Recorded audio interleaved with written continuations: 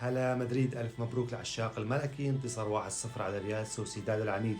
إذن بعد مباراة السيتي وبعد مباراة الكلاسيكو نتيجة إرهاق اللاعبين دخل كارلو أنشيلوتي هي المباراة وبدل اللعيبة كلها.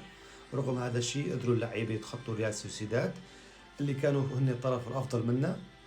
العبرة بالخواتيم، مع أني أنا كنت متوقع نتيجة تعادل الأمانة 1-1 نتيجة هذا الجمهور اللي دخل علينا فجأة. هذا الجمهور النحس يا أخي، روح سجع فريقك اتركنا بحالنا، ما بدنا هيك جماهير نحن. على بركة الله تعالى.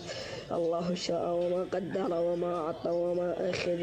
عن الانسحاب من تشجيع النادي الكتالوني إلى الأبد، وسألتحق بتشجيع نادي آخر سأعلن عنه في الأوقات التالية، وشكرا لكم.